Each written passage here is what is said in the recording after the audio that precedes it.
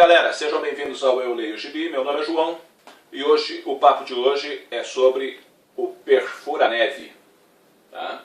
A publicação da editora Aleph aqui no Brasil e é uma obra bem espessa, como vocês podem ver, e a minha edição veio com essa sobrecapa, né, do Expresso do Amanhã, que é a adaptação para o cinema disso daqui, tá? Mas é uma sobrecapa, a outra capa, a capa original tá belezinha aqui de baixo, tá? E então, se você não quiser a sobrecapa, dá pra você jogar ela fora. Eu não vou jogar a minha fora porque, enfim, né? Protege o negócio. Então, deixa ela quietinha aqui. Qual é a parada disso daqui? Bom, a obra está dividida em 3 capítulos, ou 3 tomos, tá? Que foram reunidos num único encadernado. A primeira parte foi escrita pelo Jacques Lope, que é o autor, o criador do Perfura-Neve, tá bom? E a segunda parte foi escrita por um sujeito chamado Benjamin Legrand. Por quê? Porque o Jacques Lope morreu e o Benjamin Legrand que deu continuidade à obra dele. E o desenho ficou por conta do Jean-Marc Rochette, sei lá como é que fala o nome do cara em francês. Meu francês não é muito bom, então eu preciso dar um jeitinho disso aqui. Mas, enfim, o que acontece aqui? Acontece que o mundo se lascou todo mais uma vez. Só que o mundo está numa era glacial e tem um trem com 1001 vagões que abriga nele o restante da humanidade. E no primeiro capítulo, tá, que é escrito pelo Lobe, chamou o Perfura-Neve, e quem é protagonista disso daqui é o Prolof, que no filme vai chamar Kurtz, que é o personagem do Chris Evans, embora não sejam vivenciados da mesma maneira, tá bom? Em relação ao que tem aqui e o que tem no filme. Então o filme é o filme, o quadrinho é o quadrinho. E uma moça chamada Adeline, que acaba sendo o par romântico dele. O Prolof, ele é um cara que vive lá pro fundo dos vagões, lá do final do Perfura-Neve, e ele consegue escapar de lá e vai parar numa área mais favorecida. Ele acaba sendo preso e a história se passa com ele atravessando os vagões do Perfura-Neve até chegar nos lugares onde ele deva ser julgado e tudo mais, para ver qual vai ser o destino dele, tá? A segunda parte e a terceira parte já não são situadas dentro do contexto do Prolof, tá? Aqui já muda a característica, porque nós temos o segundo capítulo chamado O Explorador e o terceiro capítulo é A Travessia. E tem um sujeito aqui que é importante, tá, na trama, que passa a ser o protagonista. O nome dele é Pugh. E a mocinha da história, ela é a Val. Bom, o Pugh, ele é um explorador. O explorador, eles de vez em quando saem para fora do Perfura-Neve para encontrar traços de vida, se possível, alguma coisa importante para levar para dentro do trem. E depois, na travessia, eles recebem um sinal de um lugar bem distante, para lá do oceano, e eles tiram o Perfura-Neve dos trilhos, porque ele tem uma esteira que dá para andar na neve, e eles vão na direção desse sinal, porque eles têm a esperança de encontrar vida ainda a partir desse sinal que eles recebem, e a história toda se situa nessa travessia e como ela se deu até eles alcançarem a fonte desse sinal, tá? Por que eu estou resumindo tudo assim? Porque a obra é muito espécie, se eu for dar muitos detalhes, esse vídeo vai ficar muito comprido e eu não quero isso.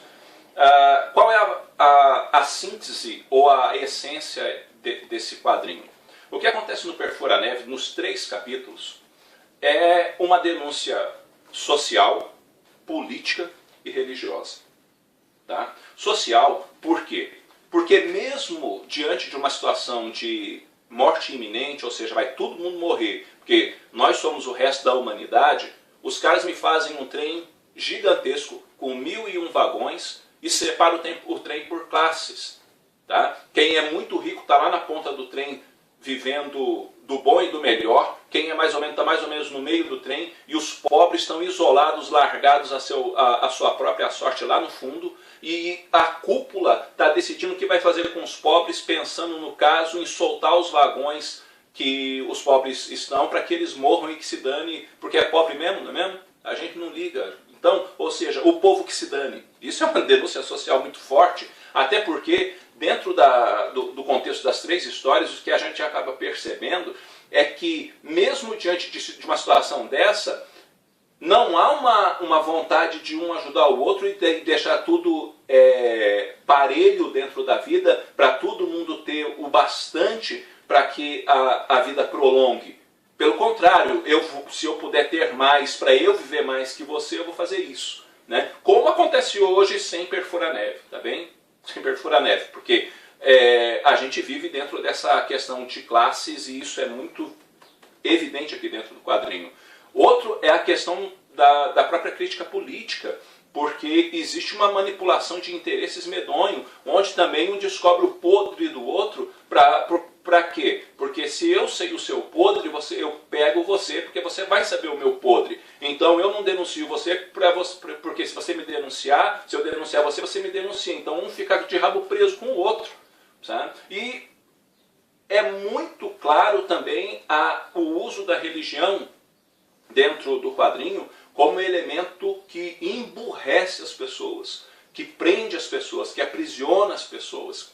E isso é muito sério, porque é uma denúncia muito forte, e eu estou falando isso, gente, pelo seguinte: eu sou um cara muito religioso, tá bem? Religião para mim é muito importante.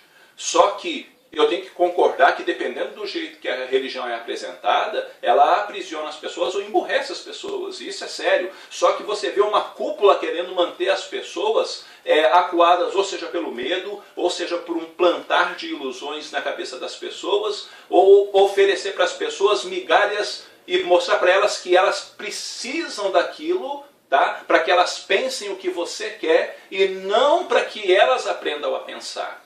Né? E isso é sério, por quê? Porque a gente vê muito disso, das pessoas tentando ensinar o outro a pensar no sentido de você vai pensar o que eu quero, sabe? Quando você na verdade deveria ouvir o que eu estou dizendo e não necessariamente concordar comigo, mas pensar sobre o que eu disse para você ter uma opinião formada do assunto. Né? E isso é muito, muito sério dentro do quadrinho, sabe? Então, não é um quadrinho que você vai ficar se deleitando com cenas de ação, com heroísmos e coisa e tal, mas é um quadrinho que você vai ver o mundo jogado na sua cara do jeito que ele é, sabe? Que nem a provável extinção da humanidade parece mudar as pessoas. As pessoas continuam agindo errado, sabe? E os desfechos da história, em todos os 3 tomos, acabam mostrando isso, sabe? Então, é um gibi excelente, tá? É um gibi excelente, se você quer pensar. É um gibi excelente, se você quer tecer uma crítica sobre a vida, é um gibi excelente, tá bem? Isso aqui